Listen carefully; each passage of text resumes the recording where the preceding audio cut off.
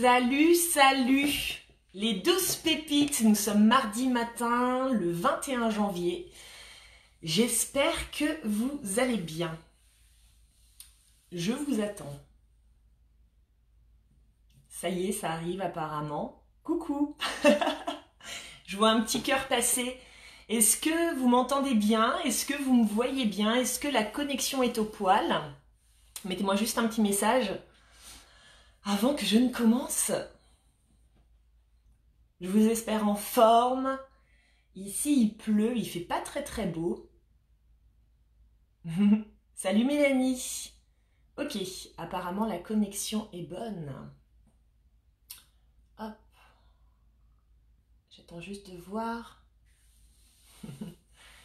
Comment va Paul? Oh, alors déjà, je tenais à vous remercier pour tous vos gentils messages, pour tout votre soutien de cœur, voilà, pour toute votre affection, toutes ces pensées positives et d'amour que vous m'avez envoyées hier. Ça m'a vraiment touchée, ça m'a fait du bien. Paul va bien, je l'ai récupéré hier après-midi chez le vétérinaire. Il est fatigué, on voit qu'il est un petit peu choqué. Il a la cuisse rasée, il a été recousu, il a des mèches. Maintenant, il a un traitement à prendre, des petits pansements à faire que je vais gérer. Docteur Marinette est sur la vague, elle est sur le coup, il n'y a pas de souci. Paul va bien. Je pense qu'il y a eu plus de peur que de mal. Et comme je vous le disais hier, on est tous confrontés à certaines expériences de vie qui sont pas forcément rigolotes. Je pense que la scène à laquelle j'ai assisté dimanche, de voir mon chien en fait se faire complètement étirer dans tous les sens, reste l'une des scènes visuelles les plus choquantes de ma vie. J'ai eu extrêmement peur. Et dans tout ça, j'en ai vraiment développé beaucoup de gratitude. Parce que j'ai vraiment cru que c'était la fin. J'ai vraiment cru qu'en fait mon chien allait se faire bouffer sous mes yeux. Et puis il y a vraiment eu toute une espèce d'énergie autour de cette action dramatique qui était en train de se mettre en place. Déjà, j'ai mon chien, McLove, le deuxième, qui n'est pas reconnu pour son intelligence, qui est un brave chien, mais qui n'est pas forcément très futé, du moins il en fait qu'à sa tête, il écoute pas vraiment. Qui est allé sauver Paul, faut dire ce qui est, parce que Paul était pris, on va dire, comme un élastique, voilà, entre deux chiens. Il y avait un chien au niveau de la cuisse et un chien au niveau du collier qui le tirait. Et en fait, McLove est intervenu. Et en fait, il a attaqué le chien qui avait serré le petit Paul au collier. Ce qui a permis en fait à ce chien-là de lâcher Paul pour aller contre McLove et l'attaquer. Alors pour moi, en l'espace d'une seconde, c'était une scène d'horreur parce que je me suis dit, mes deux chiens vont y passer en plus. Mais parallèlement, McLove, après, direct, s'est écarté et s'est mis sur le côté. Ça a permis à l'un des maîtres, en fait, de récupérer le premier chien et de l'enlever de la scène. Et donc, il y avait le deuxième chien qui était là. Et puis bon, après, je vous passe les détails parce que je l'ai déjà compté hier. Et d'un coup, ce chien a lâché. J'ai cru qu'il n'allait jamais lâcher Paul. Et je me suis dit, waouh, dans toute cette action dramatique, il s'est passé beaucoup de choses. C'est-à-dire, l'un de mes chiens a sauvé l'autre, clairement, parce que je pense que si celui qui était au niveau du collier, il était resté, eh ben, il y aurait eu vraiment du drame et du gros drame. Et puis finalement, voilà, tout s'est bien terminé. J'ai éprouvé vraiment beaucoup d'amour hier, d'amour pour vous. Je vous remercie vraiment encore une fois pour vos messages. Et puis d'amour pour mes chiens. Je sais qu'il y a beaucoup d'amoureux des animaux qui me suivent. Et puis même, on est nombreux à aimer les animaux. Et c'est vrai qu'ils comptent beaucoup pour nous. Moi, j'ai vraiment un amour infini pour mes chiens, pour ma chatte Mado. C'est vraiment mes compagnons de route. C'est aussi mon soutien au quotidien. C'est ma dose d'amour, ma dose de douceur. Et voilà, donc hier j'étais vraiment pleine de gratitude, voilà, parce que c'était pas l'heure de Paul, c'était juste, on va dire, un événement dramatique. Donc voilà, j'en garderai pas de la peur ou de la colère par rapport à tout ça, mais plus beaucoup d'amour et beaucoup de reconnaissance, voilà, d'avoir encore mon petit chien avec moi. Donc Paul va bien, Paul est en convalescence, il se fera enlever les poings d'ici quelques jours. Du coup, aujourd'hui, rien à voir, le sujet que je voulais aborder avec vous, je voulais vous parler de la notion de persévérance et d'acharnement. Pourquoi? Tout simplement parce que je pense qu'on est tous confrontés à ce questionnement à un moment donné, de se dire mais est-ce que là je suis vraiment dans une forme de persévérance qui va me permettre d'avancer, de réaliser mes objectifs, ou est-ce que je suis simplement dans un espèce d'acharnement qui va strictement rien donner, et donc dans une espèce de perte de temps, un manque de lâcher prise. Je reçois des messages par rapport à ça, des gens qui se lancent dans des projets et qui me posent la question de me dire mais j'arrive pas à faire la différence en fait. Est-ce que je suis dans de la persévérance? Est-ce que je dois persévérer, ou à un moment donné est-ce que je dois lâcher, parce que il y a beaucoup de portes qui me semblent fermées, tout me semble très très compliqué, donc peut-être que je suis dans de l'acharnement, dans un manque de lâcher prise. Du coup je suis perdue. Ok.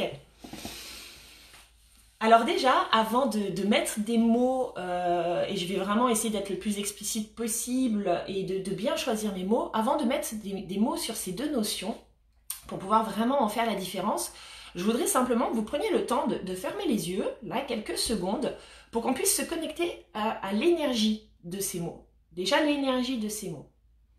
Quand je vous dis persévérance, dans le terme de persévérance, pour moi, dans mon ressenti, il y a quelque chose de fluide.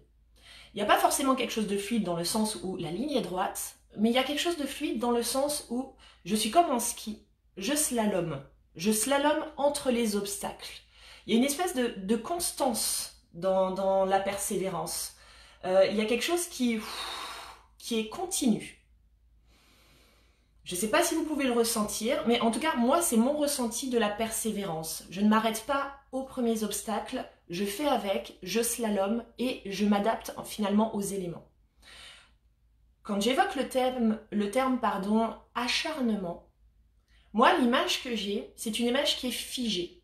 C'est l'image d'une porte qui serait en face de moi et que je cherche à tout prix à défoncer. Pourquoi? Parce que j'ai décidé que c'était cette porte et que ça devait passer de cette manière-là.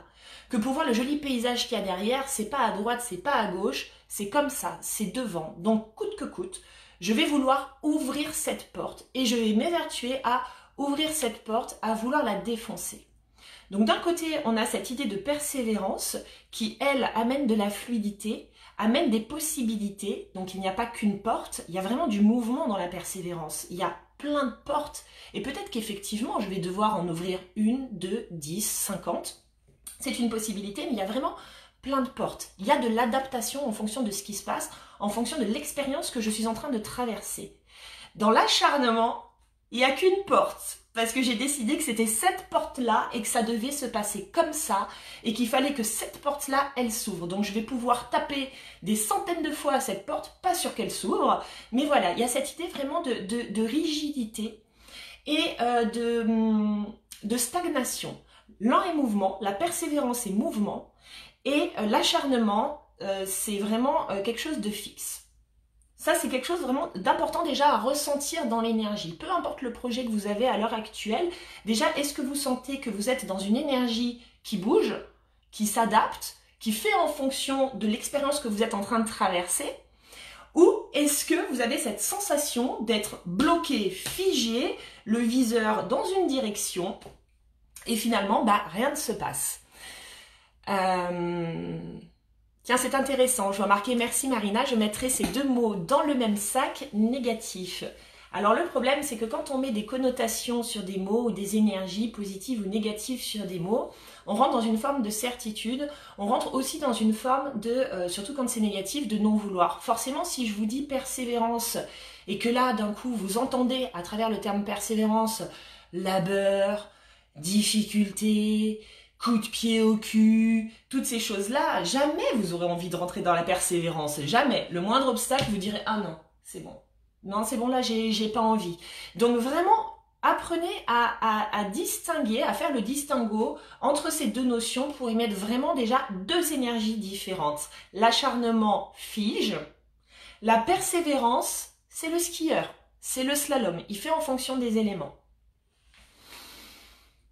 Quand on a un projet de cœur, quelque chose qu'on a envie de réaliser, forcément on va devoir mettre des actions en place. Bon, ça c'est le mouvement, on est d'accord, ça tombe pas tout cuit, c'est pas, voilà, c'est pas donné sur un plateau d'argent. C'est la notion d'alignement, l'énergie elle circule, j'utilise cette énergie qui passe en moi pour mettre des actions à l'extérieur de moi. Ok.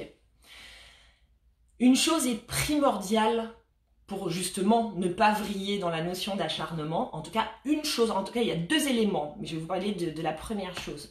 Pour moi, il y a 2 éléments sur lesquels il va falloir être au poil, les amis, par rapport à un projet. Le premier, et c'est le plus important, c'est la notion de réalisme. Est-ce que mon projet est clairement réaliste ? Et je ne vous demande pas dans un premier temps de placer cette notion de réalisme à l'extérieur, parce que ce qu'on va voir à l'extérieur n'est qu'un reflet, ok, de nos références personnelles, mais déjà d'être réaliste par rapport à soi. Est-ce que, quand je me regarde avec une objectivité à 100%, je suis capable d'aller dans ce projet ? Parce que non, on n'est pas capable de réaliser tous les projets. On n'a pas tous les mêmes compétences, et heureusement, parce qu'on ferait tous la même chose, ce serait un petit peu triste. On n'est pas tous doués pour les mêmes activités, pour les mêmes projets. Réalisme, est-ce que j'ai les compétences pour aller dans ce genre de projet ? Lorsque j'ai écrit mon premier livre, évidemment, je ne savais pas si ce livre-là allait éditer. En tout cas, on va dire que mon intention était que ce livre soit lu par un maximum de personnes. Donc forcément, je me suis dit, oh là là, édition. Maintenant, mon réalisme, le réalisme de Marina, il était où? Est-ce que je sais écrire? D'accord? Est-ce que j'ai la plume fluide? Oui, oui. Est-ce que c'est reconnu par des gens qui m'ont lu jusque-là? Bah oui, c'est vrai, depuis que je suis petite, lorsque j'écris des mots, mais peu importe en plus le contexte, hein, lorsque j'écris des mots, lorsque j'ai écrit des articles sur des blogs, lorsque j'écris sur la page, lorsque j'ai fait des lettres pour Noël, peu importe, il y a souvent eu ce retour de « Oh là là, tu t'exprimes bien ». Donc je sais que ça fait partie de mes capacités. Si je veux devenir auteur, mais que je n'ai aucune plume, aucune fluidité et aucune inspiration à l'écrit, à un moment donné, le projet, il n'est pas réaliste. Faut juste être honnête avec soi. Donc oui, par rapport à l'écriture, j'ai ce plus, j'ai cette capacité. Ok. Est-ce que ça te procure de la joie ? Et ça, c'est le deuxième point après le réalisme. Je vais beaucoup vous parler de réalisme et de joie. Est-ce que ça te procure de la joie d'écrire? Évidemment que ça me procure de la joie. Je n'ai pas besoin d'être publié pour me sentir en joie. Ça, c'est le résultat. On n'en sait rien de comment ça va se passer. Par contre, quand j'écris, je suis dans une capacité, je suis dans ma compétence, je suis réaliste, je sais que ça peut plaire, en fait, ce que j'écris. Et en plus, ça me donne beaucoup de joie de faire ça.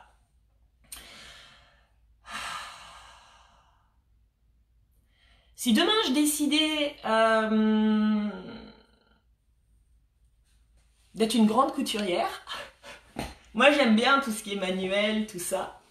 Si demain mon projet était de devenir une grande couturière et que je m'observais avec beaucoup de réalisme, est-ce que j'ai les capacités de le faire?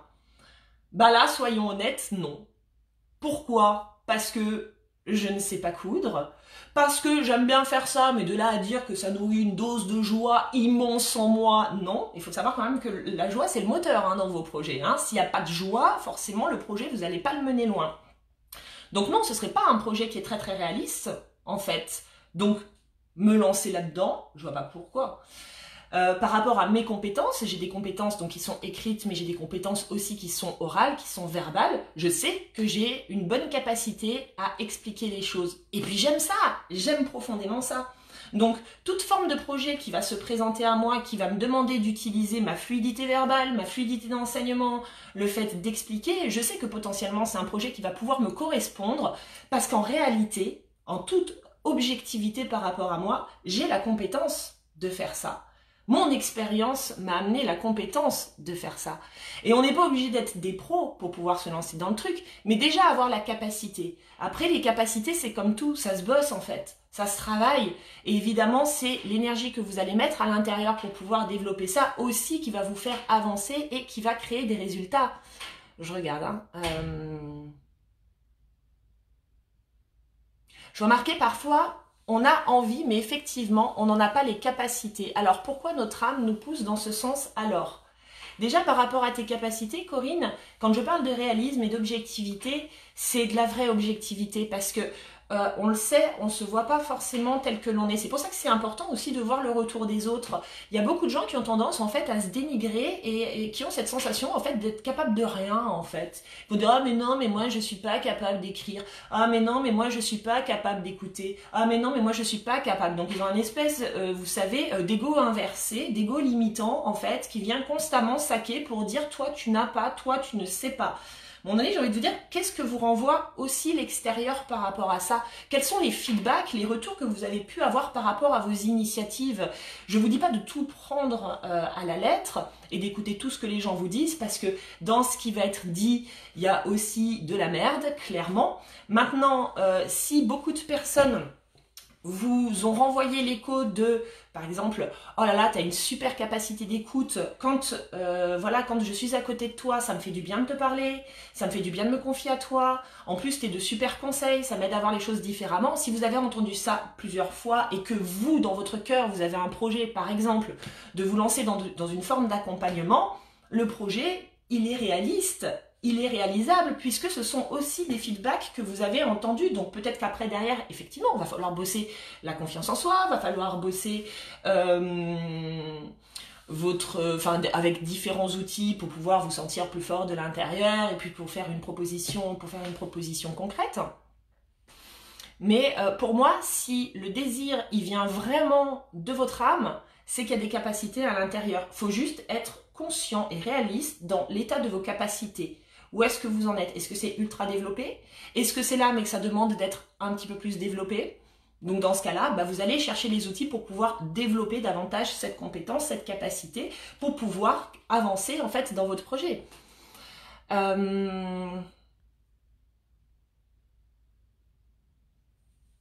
Bien sûr qu'on peut, je vois Laurence qui dit mais on peut aussi découvrir des compétences. Non, oui, mais on découvre toujours en fait des nouvelles compétences en y allant. Moi je te parle de l'idée par exemple où je donne souvent des exemples en lien avec le bien-être et en lien avec mon job et puis parce que c'est aussi ce qui vous intéresse. Mais si vous avez l'envie par exemple d'aider les gens à gagner confiance en eux, d'accord?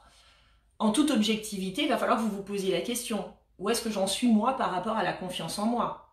Et peut-être que vous allez faire le bilan que, oh, moi, niveau confiance en moi, en fait, c'est pas terrible. Est-ce que ça veut dire que vous ne serez jamais fait pour accompagner les gens sur ce chemin-là? Non, pas forcément. Par contre, cette objectivité-là, elle vous amène à vous dire, avant de proposer une prestation à l'extérieur, je vais peut-être commencer à construire mon projet en moi, en faisant en sorte de moi acquérir plus de confiance, en allant moi développer des outils, aller chercher des choses, travailler avec certaines, je sais pas, certains paradigmes pour pouvoir gagner confiance en moi. Ce sera la base de mon truc. Moi je vois par exemple, j'ai souvent eu, en tout cas je touche du bois, ça reste ma croyance à moi, mais je pense avoir souvent eu du réalisme en fait par rapport à l'élaboration de projets et par rapport à ce qu'il est possible de faire par rapport à moi. C'est-à-dire j'ai toujours observé de genre ah ça me plaît, ok est-ce que tu es capable en fait et pas de m'observer avec l'ego par rapport à ça, mais de me dire est-ce que tu es capable clairement en fait d'aller dans ce genre de projet. Est-ce que tu as les compétences? Oui, non, ok. Est-ce que tu peux les développer? Oui, non. Déjà, je me check à l'intérieur. Après, je commence à rentrer dans l'expérience. Et en fonction de l'expérience, je m'adapte parce que l'expérience, elle va être source d'information. Et c'est le fameux, on va dire, slalom. Si je décide de rentrer dans l'expérience par un chemin, je me limite. Si je décide de m'adapter aux expériences, là, je peux gagner en compétences. Dans le groupe Abondange, en ce moment, j'ai beaucoup parlé de mon projet de cœur, mais au moins ça vous illustre la donnée, la différence entre persévérance et acharnement. Mon projet de cœur pour cette année est de devenir propriétaire. Ok. Il y a plein de manières de devenir propriétaire. Il y a plein de portes qui peuvent s'ouvrir, mais forcément, moi, la première porte que j'ai vue, c'est ok, je veux acheter une maison. Est-ce que ce projet est réalisable ? Je ne sais pas encore, parce que je suis travailleur indépendant, que j'ai pas forcément un apport de ouf, qu'il va falloir que je fasse un crédit à la banque. Super. Alors je vais aller prendre des données pour voir si mon projet est réalisable. Je vais taper à la porte de ma banque, je rencontre ma conseillère, je lui explique mon projet, la porte de la banque se referme devant ma tronche. Non, il faut 5 ans d'activité, non, il faut ci, il faut là, blablabla. Ok. Alors là, je me suis dit, bon, bah ce sera pas la banque. On a compris. Puis là, en faisant les agences, les différentes agences immobilières, parce que si je veux acheter un bien, il faut quand même que je fasse le tour de quelques agences, dans ma vision, j'attends pas que ça tombe, on me dit, on peut vous présenter des courtiers. Ah, super! J'ai rencontré 2 courtiers. Les 2 courtiers, pour eux, il n'y a pas de souci, on a établi un budget. Génial! Donc là, j'étais contente, je me dis, cool! J'ai persévéré, j'ai slalomé, une porte était fermée, je suis allée voir à droite, pas de problème. Je regarde les biens à l'achat. Et puis, j'ai des critères, j'ai des exigences, j'ai plein de trucs. Ok. Il n'y a rien qui me plaît. On sait que ça peut prendre du temps. Mais moi, j'aime pas attendre en fait le cul sur une chaise comme ça, que genre le bien parfait tombe pour Marina. Non, attends. Mouvement, énergie. Donc je vois rien qui me plaît. Mais dans l'une des agences, il y a un gars qui me dit, il y a un terrain, si vous voulez, je vous le montre. Et là, je me dis, oh, construction. Pourquoi pas? Je m'y connais pas, ça me semble un peu ambitieux là comme projet, mais bon, why not? Je vois le terrain me plaît. Ok, du coup, je vais aussi rencontrer des constructeurs. Sait-on jamais? J'ai rencontré le premier constructeur, c'était hors budget. Ok, pas grave. Je rencontre un deuxième constructeur, je rencontre un troisième. En fait, je commence à observer tout simplement, est-ce que mon projet, par exemple, de construction pourrait être réaliste ou pas en l'état, en fonction de mes finances, et puis aussi en fonction de toutes les données qu'on apporte. Et du coup, le projet, il me semble un petit peu lourd, vous voyez, c'est-à-dire que ce projet de joie à la base qui est de devenir propriétaire, là, en découvrant vraiment comment ça se passe de devenir propriétaire en achetant un terrain, en faisant construire, en passant par un constructeur, les banques, les papiers, le notaire, le machin, le truc, la gestion des travaux, les trucs, j'étais comme genre, ok, ça me semble un petit peu chiant. Peu importe, je vais continuer de voir des constructeurs parce que peut-être que plus j'en saurais, plus ça donnerait de l'eau à mon moulin. Et effectivement, dans ce moulin-là, soit j'aurais envie d'aller dans le projet, soit je me dirais, non, en fait, c'est trop lourd pour toi, ça te fait chier, ça va te procurer plus de stress que de good vibes. Donc, si ça procure plus de stress que de good vibes, on se casse. Hier, je me suis dit, mais attends, continue d'avoir plein de portes ouvertes, Marina, t'adores créer. Justement, c'est pour ça que la construction, c'était un projet qui vient t'animer de l'intérieur. Mais donc, du coup, tu pourrais faire de la rénovation aussi, puisque tu aimes ça. Tu aimes en plus mettre la main à la pâte, t'aimes l'idée de péter des murs, de poser des parquets, enfin oui, ça c'est mon côté maçon. T'aimes faire tout ça. Oh, dis donc, tu n'y avais pas pensé jusque-là. Ok, fais aussi des recherches comme ça au niveau, en fait, des bâtiments. Je vais dire, non, je vais pas acheter un immeuble non plus. Mais au niveau, en tout cas, des maisons à rénover qui te coûteraient moins cher, tu aurais un budget travaux et là, tu pourrais faire ce que tu veux à l'intérieur. C'est encore une possibilité. Et en fait, si vous voulez, pour moi, dans mon côté persévérance, mon intention première est de devenir propriétaire et encore je n'ai pas figé ce projet-là dans le temps, c'est-à-dire que dans l'idéal, oui, j'aimerais bien être propriétaire cette année, mais mon désir de cœur, lui, il a vraiment son cocon qui est dessiné à l'intérieur de lui. Il sait à quoi doit correspondre ce cocon et si ça doit prendre 1 an de plus, eh ben ça prendra 1 an de plus et il n'y a pas de souci avec ça. Par contre, je ne me fiche pas sur une recherche en particulier, je ne me dis pas que ça doit se produire de telle manière et pas d'une autre. Non, j'ouvre à fond, je vais dans l'expérience, je me renseigne et plus je me renseigne, plus je gagne en connaissances, en compétences et plus je suis capable de faire des choix qui sont derrière alignés. Vous imaginez, j'aurais pu m'arrêter juste à tiens, je veux devenir proprio, je vais attendre de trouver une maison qui me correspond parfaitement. Bon, j'attends. Voilà, et puis je m'acharne, voilà, faire tous les jours la même recherche sur le bon coin, voilà, et puis je me suis sentie frustrée, et puis si j'avais vu les portes fermées plusieurs fois, je me suis dit, c'est peut-être que finalement, je dois pas devenir proprio. Non, rien à voir, c'est peut-être que la méthode que j'utilise pour n'est pas encore la bonne.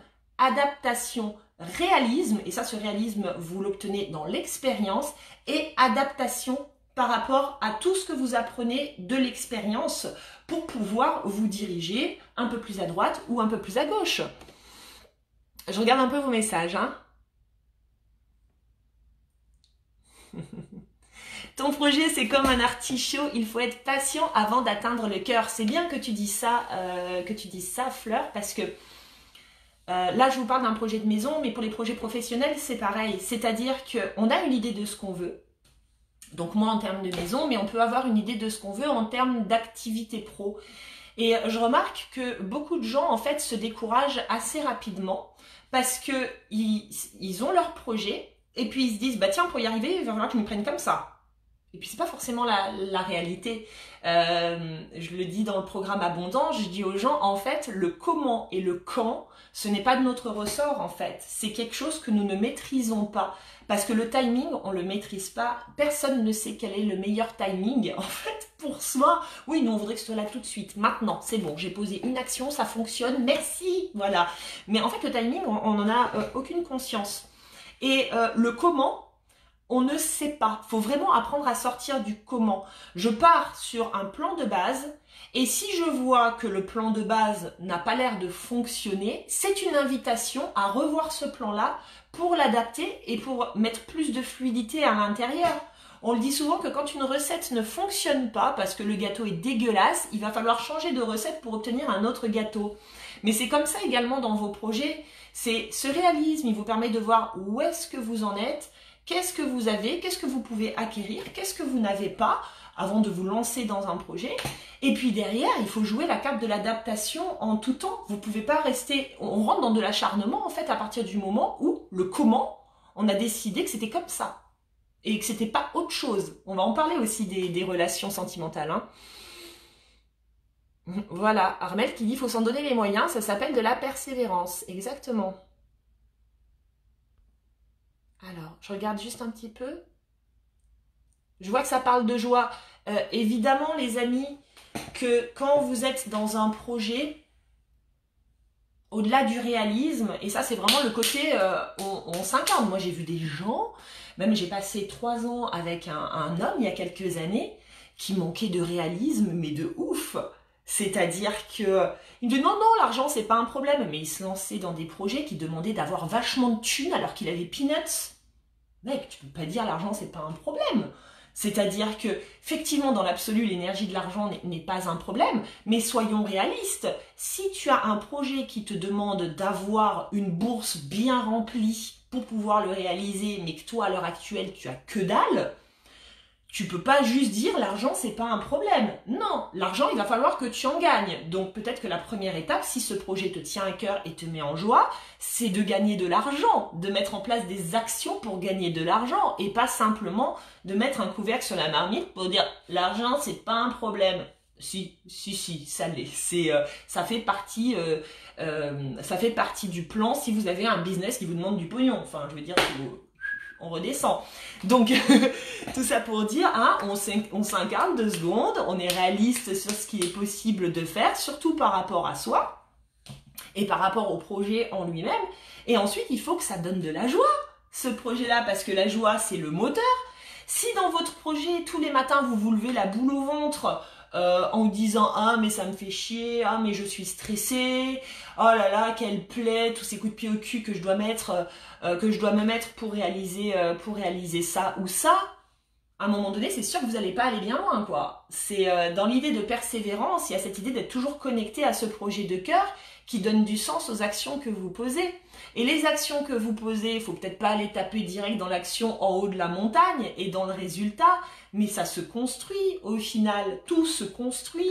Mon activité, je l'ai construite, je savais que je voulais organiser des stages, je savais que je voulais un jour avoir des stages avec des centaines de personnes devant moi, j'y suis pas, je serais pas réaliste à l'heure actuelle de me dire « Ah oui, prochain stage, je réunis 1000 personnes ». Mais que dalle! Enfin, je veux dire, faut évidemment que non.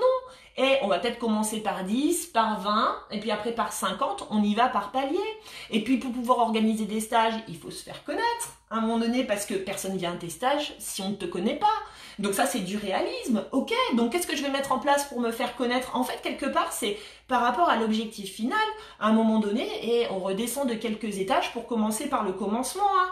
On monte pas en haut de la montagne quand on n'a pas commencé à faire les premiers pas tout en bas. Donc c'est aussi d'apprendre à dissocier et d'aller en termes de priorité. La joie, ça va être votre moteur. C'est clair et net. Si ça ne vous apporte pas de la joie, ce que vous avez envie de mettre en place et que ça vous apporte plus de contraintes, posez-vous les bonnes questions. Parce que du coup, vous rentrez peut-être dans de l'acharnement, parce que les véritables raisons ne sont pas des raisons de cœur, mais sont plus peut-être des raisons égotiques ou des schémas dans lesquels vous vous êtes enfermé en vous disant intérieurement « Non mais moi je veux obtenir ça », mais au final ça ne vibre pas. Je regarde, n'hésitez pas à me poser des questions, hein.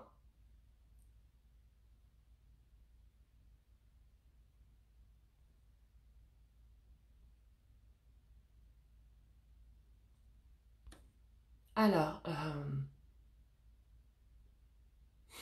je vois marquer mais ici, argent c'est un problème car j'ai des projets, mais sans blé c'est forcément pas possible. Eh ben, faut commencer par gagner du blé.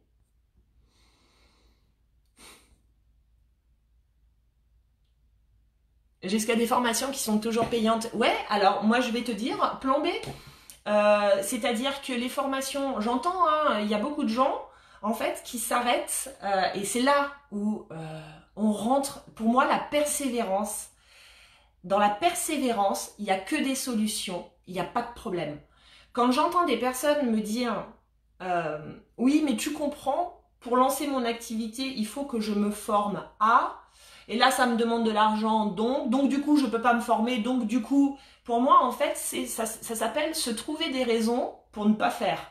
Parce que j'ai développé mon activité et je ne suis pas la seule. Je connais aussi d'autres personnes qui ont développé leur activité alors qu'elles n'avaient pas un rond. Et oui, ça demandait aussi de se former. Le coaching, bah, je me suis formée aussi au coaching, tout ça. Bah, quand j'avais pas un rond, on a quand même la chance à l'heure actuelle d'avoir Internet. Et avoir Internet nous ouvre un panel de connaissances hallucinantes qui fait que si on s'en donne les moyens, on obtient des compétences et des informations et on n'a pas besoin d'avoir un maître d'école en face de nous qui nous dise quoi faire. On commence déjà à nourrir notre projet. Pour moi, la persévérance, elle est là. C'est pas je m'arrête à une porte en disant bah tiens, là je peux pas me former, bon bah tant pis, alors je fais pas. Bah non, enfin je veux dire, j'ai appris à faire des sites internet, pas parce que je me suis payé des formations pour faire des sites internet, mais parce que je suis allée chercher de l'information sur internet, sur YouTube, j'ai regardé 1 milliard de tutos, j'ai passé des semaines à apprendre comment faire des sites internet parce que j'avais pas la thune pour le faire, mais si j'avais pas la thune, j'avais le temps. Et pour moi, la persévérance, elle était là. J'aurais pu m'arrêter et me dire ah bah non, bah alors je sais pas faire de site internet, j'ai pas l'argent pour payer quelqu'un pour me faire un site internet.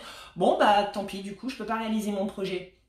Vous n'avez pas l'impression en fait de vous limiter un peu quand vous faites ça? Si le projet te tient vraiment à cœur, tu trouves un plan B. Hein. Et les plans B, il en existe plein. Nous avons accès à une base de données de ouf quand même. Donc vous pouvez aller chercher de l'information par vous-même, faire vos expériences par vous-même. Évidemment, il y a des métiers qui vont vous demander, oui, d'avoir des certifications. Je ne parle pas du bien-être.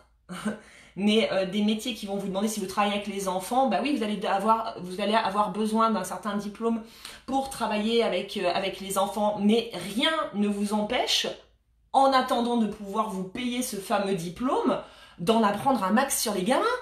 Enfin, je veux dire, on peut pas attendre que les choses se passent exactement comme on l'a prévu dans notre tête, parce que ça se passe jamais comme ça. Et puis parce que il y a toujours moyen de venir nourrir son projet de cœur, et elle est là l'idée de la persévérance. Je m'adapte en fonction de ce qui est.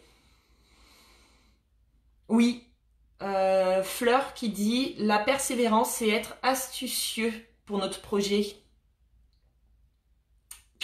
Ouais.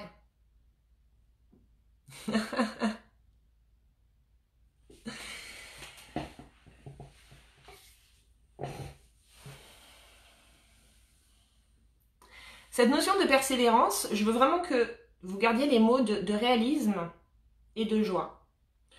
J'ai rencontré beaucoup de personnes lors des stages et puis aussi qui me contactent hein, en MP, qui me parlent de leur couple foireux, excusez-moi l'expression, et qui me disent est-ce que je dois persévérer dans ce couple foireux ou ça revient à de l'acharnement pour essayer de faire, voilà, passer le truc. Est-ce que je dois rester? Est-ce que je dois partir? Qu'est-ce que je dois faire? Alors évidemment, je n'ai pas de réponse à ça. Chacun a la réponse en soi, et peu importe d'ailleurs ce que vous décidiez de faire, finalement, c'est juste. Et faites en sorte surtout de le vivre le mieux qui soit. Dans un couple, on est deux. Donc, comme dans un couple, on est deux, tout ne dépend pas que de nous, d'accord? La réussite du couple, c'est à deux que ça se fait. C'est pas tout seul. Réalisme et joie.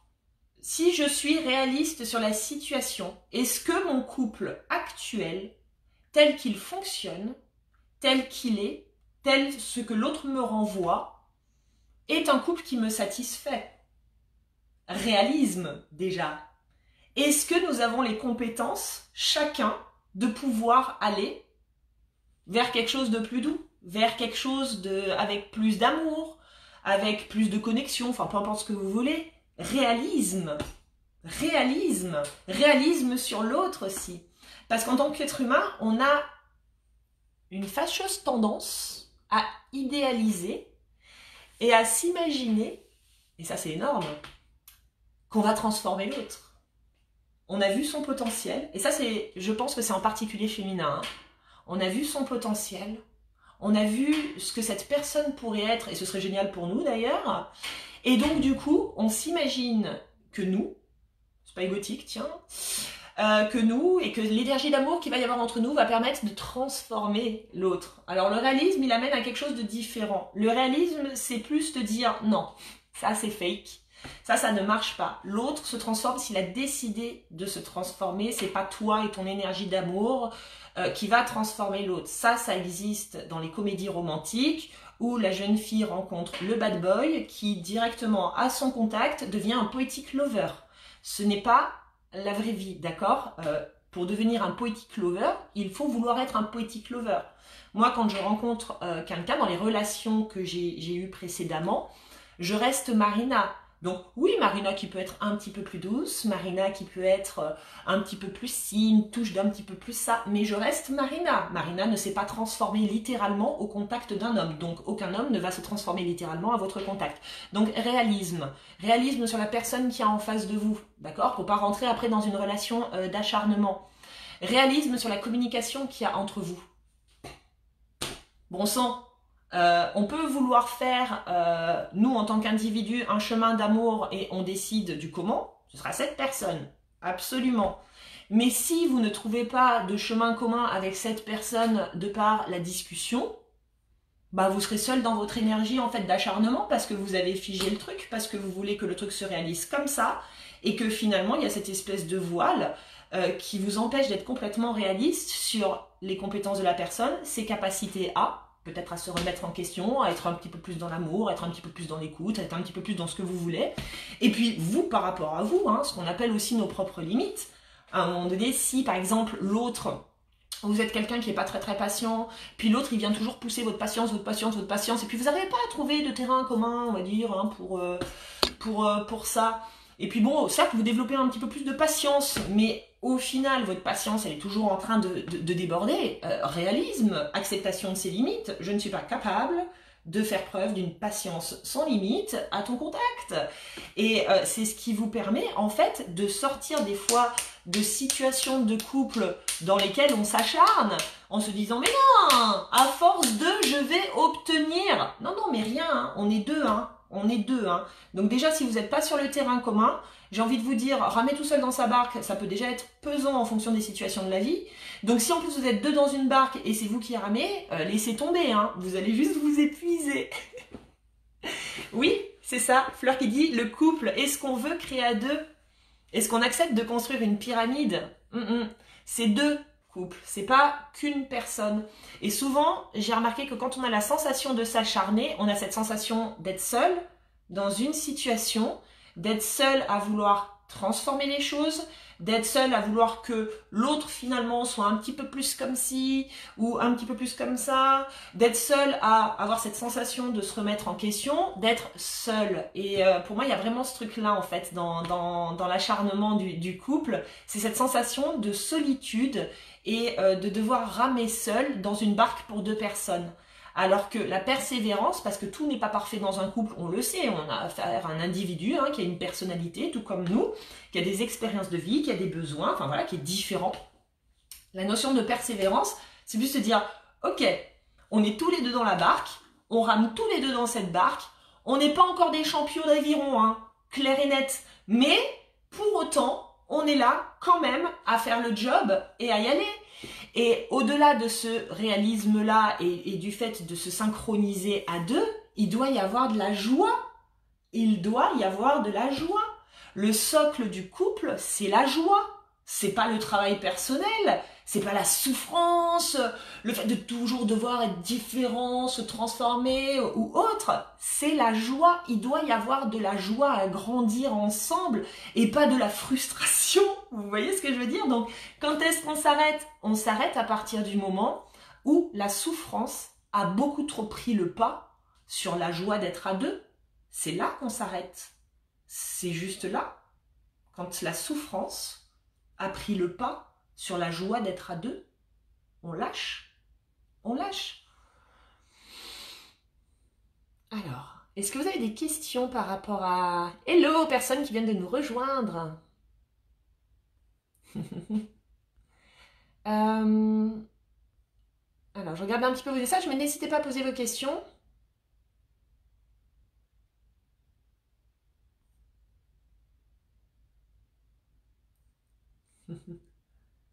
Tiens, c'est marrant, parce que je vois un message de Nelly qui dit « Je vis un peu la même chose, à chaque fois je me demande... » Donc elle répond à quelqu'un, je ne sais pas quelle était la question. « À chaque fois je me demande, est-ce que j'aimerais faire ça toute la journée, la semaine, l'année ?» Ça a déjà débroussaillé le chemin. Puisqu'on parlait du couple, ça me fait penser à un truc. Quand vous rencontrez quelqu'un, quand vous vous engagez dans une relation, et que forcément vous allez découvrir des trucs qui vous dérangent chez l'autre... L'idée n'est pas du coup d'observer le potentiel et ce que l'autre pourrait être, d'accord, et de fantasmer là-dessus et de se dire « Ah ouais, j'y vais parce que l'autre, avec mon amour, donc est si formidable, va forcément arriver à ça. » Ça, il y a peu de chance. L'idée, c'est plutôt de se dire « Ok, est-ce que ces choses qui me dérangent, là, comme ça, en l'état, est-ce que je pourrais vivre avec le reste de ma vie, en fait? Est-ce que si ça ne bouge pas, si ça reste comme ça, est-ce que c'est ok pour moi? » Si la réponse est non, il va falloir en parler à l'autre, d'accord, Il va falloir en discuter, dire tu vois ça, quand il se passe ça, en fait pour moi c'est pas possible. Donc est-ce qu'il y a un moyen qu'on trouve un terrain d'entente? Est-ce qu'il y a un moyen qu'on chemine tous les deux sur cet aspect-là? Et vous allez vite voir, si l'autre il dit bah oui bien sûr parce que bah ouais moi aussi je me rends compte que ça me pourrit un peu la vie, ou si l'autre vous dit non n'importe quoi, pas du tout, moi pas envie. Bah, y aller quand même, alors que les choses ont été claires, genre, vous ne pouvez pas supporter. On sort de l'illusion que ça va changer, d'accord, On slalom, expérience. On l'a exprimé, puis finalement, il n'y a pas de terrain d'entente. Oui, rester là-dedans, ça revient de l'acharnement. Ça ne s'appelle pas de la persévérance. Voilà, c'est de l'acharnement, clairement.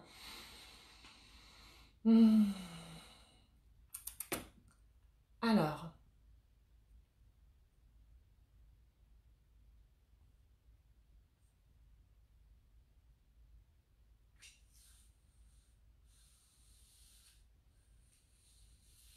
Ouais, je vois, je suis avec mon copain depuis 5 ans et tu as raison. Je pense que je m'acharne pour que le dialogue s'installe car il se braque sur ce que je lui dis. Et donc, je me mets hors de moi en sa compagnie.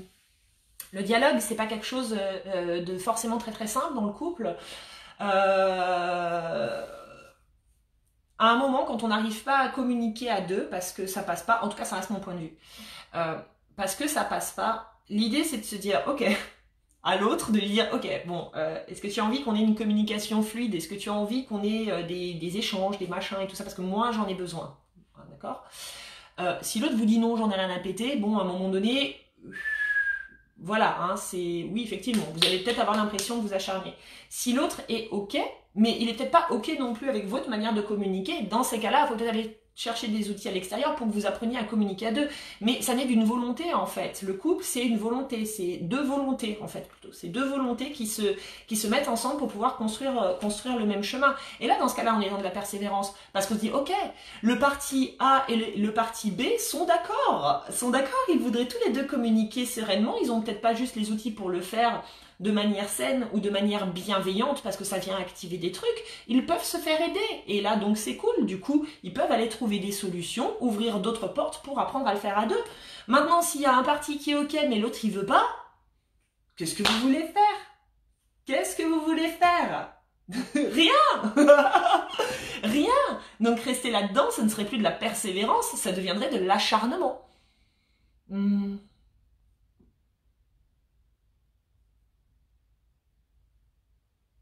Alors,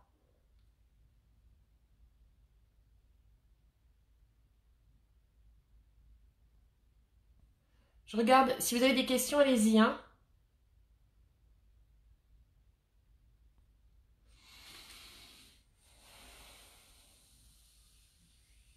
Vous savez, je pense que au niveau de nos intentions, je pense qu'on est capable de réaliser beaucoup de choses à partir du moment où on est vraiment conscient, finalement, de nos capacités, de nos compétences, de nos limites, et qu'on arrive à rester en connexion avec la joie.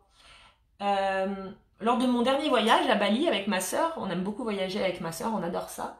Puis à un moment donné, vous savez, on est en train de siroter une noix de coco, là, tranquille, dans les rizières. Et elle me dit, parce qu'elle aussi, elle est dans le bien-être, avec les gens, tout ça.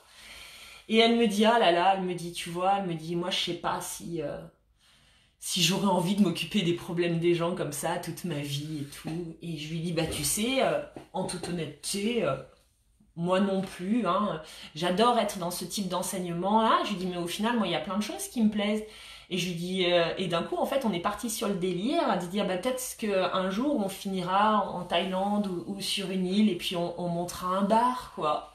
Et ce projet, est-ce qu'il serait réaliste pour Marina de monter un bar? Ça n'a strictement rien à voir avec ce que je fais là à l'heure actuelle, hein, on est d'accord. Mais en fait, j'y ai réfléchi et je me disais, mais ouais, mais complètement. Est-ce que tu as les compétences, Marina?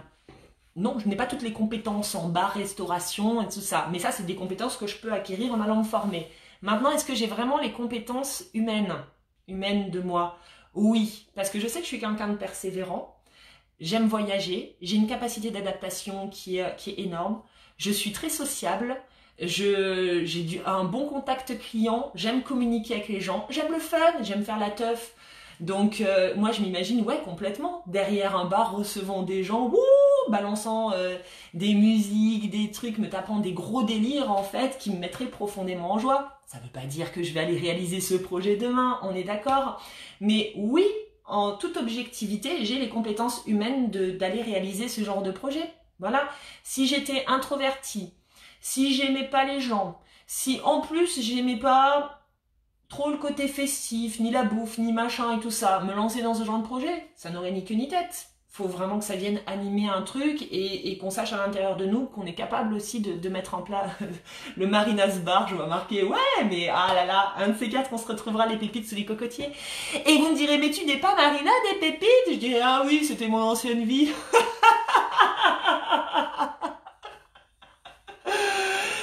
Juste, voilà, du réalisme et de soi à soi. Et après, ça va être, une fois qu'on a intégré de soi à soi, c'est du réalisme. Et donc ça, je vous parle de pro, mais c'est valable pour le perso, pour les amours, réalisme de soi à soi. Où est-ce que j'en suis, quoi? Où est-ce que j'en suis dans la confiance? Où est-ce que j'en suis par rapport à mes limites? Où est-ce que j'en suis par rapport à l'amour que je suis prête à donner? C'est voilà, avoir conscience de soi, du réalisme, pardon, par rapport à soi. Et après, ça va être aussi donc par rapport aux éléments extérieurs qui vont se présenter à nous pour pouvoir s'adapter, pour pouvoir avancer. Oui, j'aurais besoin d'acquérir pour ce genre de projet de bar d'autres compétences, assurément, des certifications de machin, bah ouais, c'est un fait. Oui, j'aurais besoin d'avoir de l'argent à investir, voilà. Donc si j'ai pas un rond, on est d'accord que ça va être plus compliqué. Je pourrais oui trouver des investisseurs, mais est-ce que j'ai le bagou et est-ce que j'ai l'envie d'aller faire ce genre de démarche? Pas vraiment. En fait, c'est toujours être en réalité avec soi, voilà, en objectivité par rapport à ce qu'on a envie de faire, nos capacités à le faire. Il y a des fois des gens qui se lancent dans des projets, j'en ai rencontré tellement en coaching là ces 3 dernières années, qui se lancent dans des projets, mais en fait, il y a plein de phases de ce projet, ça les fait caguer, quoi. Ils ne supportent pas, ils aiment pas faire ça. Des gens qui se lancent dans une activité qui demande de se faire connaître, et ils détestent parler d'eux. Bah, ça va être un peu compliqué, en fait, si tu n'aimes pas parler de toi. Alors, peut-être que tu peux aller chercher dans les moyens de parler de toi, pour vraiment, voilà, aller ouvrir l'une des portes, mais faut quand même avoir de l'objectivité, les amis. Euh, Ah ben vous voyez, vous m'encouragez. Je vais faire The Marinas Bar. Au soleil, on pourrait parler en plus, ouais, de spiritualité, d'humain, attirer à soi des humains, des vrais dans le cœur. Hmm, Alors,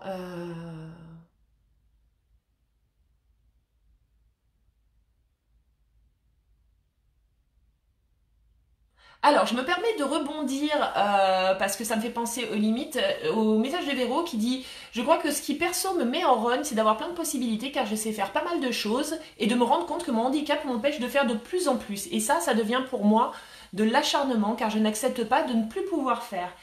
À mon avis, tu n'acceptes pas, Véro, de t'adapter. Parce que, bon, Véro, on se connaît un petit peu et le truc du handicap, tu me le ressors souvent en fait. Vivre avec un handicap, c'est pas simple, c'est clair. Maintenant, moi j'ai plein d'exemples. Et encore dernièrement, j'ai vu la vidéo d'un jeune qui faisait du motocross à haut niveau et qui a eu un accident un jour et il s'est retrouvé en fauteuil roulant. On est dans du handicap, d'accord? Et donc ce mec, bon bah c'est prévu, hein, c'est plié, il peut plus remarcher, hein, il fera plus jamais de motocross de sa vie. Et ce gars-là, en fait, comme c'était un grand sportif de base, bah il a fait sa rééducation et il a usé de persévérance, d'accord? C'est-à-dire qu'il dit non, moi je sais que je n'arriverai pas à remarcher, par contre il est hors de question que je reste immobile, le cul dans ma chaise. Donc le mec, il a travaillé sa rééducation pendant des mois, des mois et des mois. Et il s'est mis à la natation et il est devenu champion aux Jeux paralympiques de natation. Donc oui, certes, le mec ne fera plus de motocross, ça c'est une évidence.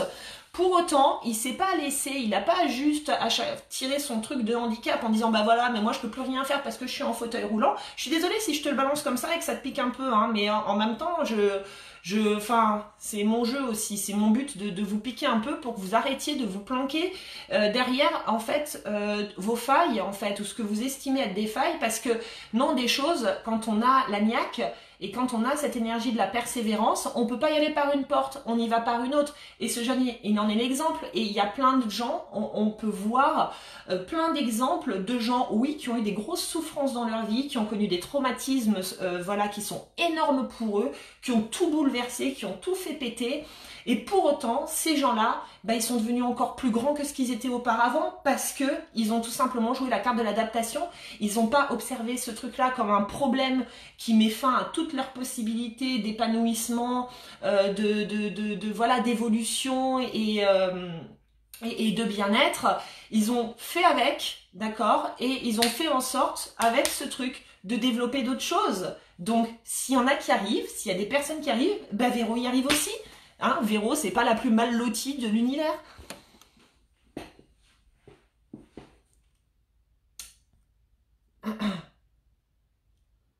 Hmm. Ah, mais je vois, vous arrêtez pas de parler du bar, quoi. Ah non, mais sérieux, attendez, vous allez voir. Je veux dire, en tout réalisme, en toute réalité, comme je disais au début du live, en plus, les gens m'ont fait un retour. M'ont fait un super retour. Non, non, mais attendez, cette idée de bar, moi, j'ai eu plusieurs fois où tenir un café, même j'ai une copine qui a lancé un café ésotérique, je trouve ça génial. Moi, je me vois trop juste être là à discuter toute la journée avec les gens, à servir des cafés, à conseiller sur des bouquins, Ouais, mais ce serait un projet réalisable, ouais, carrément. Euh, Alors, est-ce que vous avez des questions? En s'adaptant, je suis complètement d'accord, en s'adaptant, il n'y a aucune limite. Et en fait, finalement, dans toutes les situations, acharnement, persévérance, il faut que vous soyez dans votre ressenti.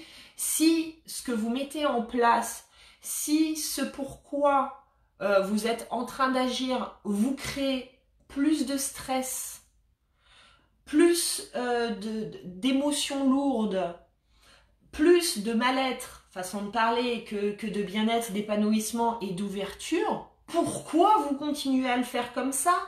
Et quand vous me dites j'ai pas le choix, si, on a toujours le choix. C'est juste que t'as pas vu les autres possibilités et qu'il faut peut-être arrêter de loucher sur cette cible-là pour commencer à en regarder des nouvelles, à en regarder d'autres. Mais votre feeling intérieur, c'est ce qui va vous guider. Quand la souffrance prend le pas sur le bien-être, c'est qu'il y a quelque chose qui ne va pas. Quand la souffrance prend le pas sur le bien-être et que vous continuez, c'est qu'il y a quelque chose qui ne va pas. J'ai encore un exemple de personnes aussi, peut-être que vous êtes dans ce cas-là, qui sont pas bien dans leur job, mais qui se sont dit qu'avec ce job-là, potentiellement dans 6 mois, dans 1 an et tout ça, ils pourront obtenir quelque chose de mieux pour eux. Donc qui vivent de la souffrance à l'heure actuelle, mais qui restent dedans. Persévérance ou acharnement, à un moment donné. Pour moi, et pas que pour moi d'ailleurs, on crée le résultat de demain en fonction de ce qui nous traverse aujourd'hui. Est-ce que vous pensez concrètement que si aujourd'hui vous êtes dans un environnement professionnel qui vous crée de la souffrance intérieure, vous allez réussir à faire pousser des fleurs demain? Parce que ça c'est de l'illusion, c'est pas du réalisme. Hein. Quand on est mal intérieurement à l'instant T est créateur. Donc vous allez juste pouvoir faire pousser de la merde demain. Et si on vous fait croire que demain sera meilleur alors que l'environnement actuel est tout pourri, c'est un leurre. Ou c'est vous qui essayez de vous persuader de, ou machin. Le truc de, ah oui, je persévère, voilà, je fais en sorte de rester positive alors que tout mon environnement professionnel est négatif, que mon patron, il est comme ci, il est comme ça, qu'il se passe ci, qu'il se passe ça, qu'il machin. Mais bon, j'ai une possibilité d'augmentation dans 1 an qui va me permettre de... Ah mais oui, mais là, tu es en train de me parler, on est toujours sur le potentiel de l'amoureux qui est comme ça en l'état et qu'on imagine devenir différent par notre amour et notre investissement. C'est la même chose. Donc moi, les persévérances, la notion de persévérance dans des situations de souffrance revient de l'acharnement. On n'est plus dans la persévérance. Fluidité, persévérance. Acharnement, figé. Pas bon. Dégueulasse, envie de vomir.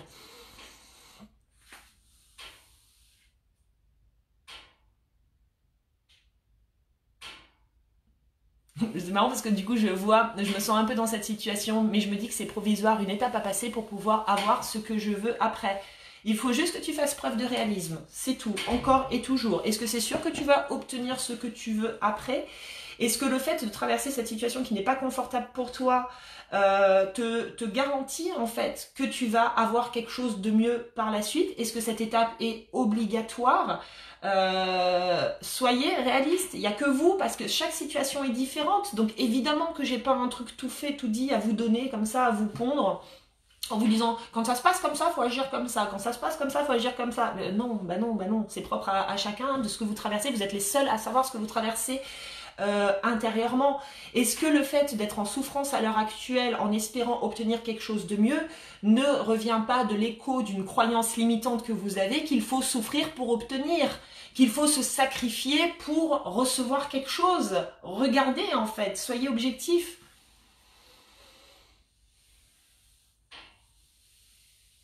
Pourtant, il y a des situations pourries qui se transforment en mieux. Ça peut arriver. Ça peut arriver. Le tout pour moi, c'est de savoir pourquoi, quel est le sens en fait pour toi de traverser cette situation pourrie. Et à un moment donné, c'est peut-être de se donner un timing. C'est-à-dire que si vous êtes dans une situation pourrie et que vous êtes persuadé à l'instant T que ça peut amener quelque chose de mieux, et ça fait partie du champ des possibles, hein, attention, hein, je dis pas que c'est fermé, hein, ça fait partie du champ des possibles.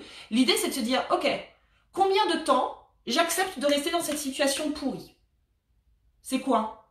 6 mois? 1 an?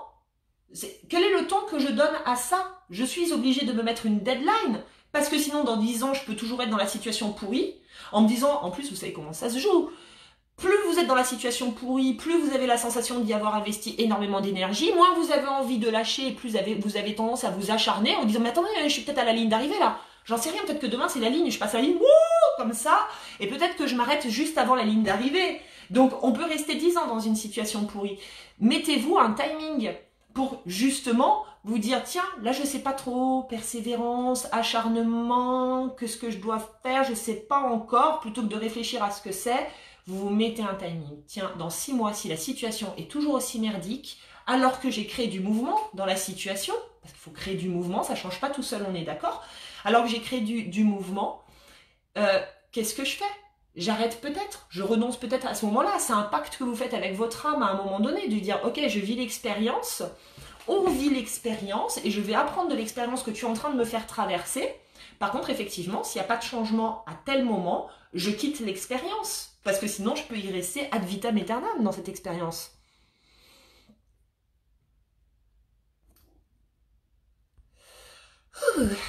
Eh ben, écoutez les amis, j'ai parlé encore comme un moulin. Ça fait 1 heure qu'on est ensemble, alors je pense que je vais quand même vous libérer, là, maintenant.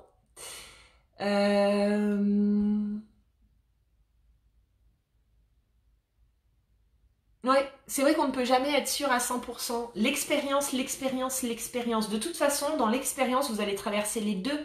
Vous allez traverser et la persévérance et l'acharnement. Et comme je vous l'ai dit, vous pourrez réécouter le début du live si vous ne l'avez pas écouté, c'est vraiment des questions d'énergie. Est-ce que j'ai cette sensation de slalomer entre les obstacles ou est-ce que j'ai l'impression d'être figée dans une posture et tambouriner à la porte? Retenez, réalisme et joie intérieure. Réalisme et joie intérieure. C'est tout projet, il doit y avoir du réalisme et de la joie intérieure. On ne peut pas se mentir. Si on se ment, on peut rentrer dans de l'acharnement. Ouverture d'esprit, ouverture d'esprit. Il n'y a pas une porte, il y en a plein. Si le projet me tient vraiment à cœur, je ne peux pas m'arrêter à la première porte. Je vais forcément en voir d'autres. C'est timing. Timing. À un moment donné, c'est genre... Et surtout dans les relations. Putain, si vous êtes malheureuse avec votre mec... À un moment donné, vous essayez de créer du mouvement dans votre relation ou avec votre nana, hein, il y a peut-être des hommes là qui sont en train de me regarder. Mettez des timings, quoi. Vous pouvez pas juste rester dans quelque chose qui vous convient pas en attendant patiemment que peut-être votre engagement énergétique vienne changer les choses.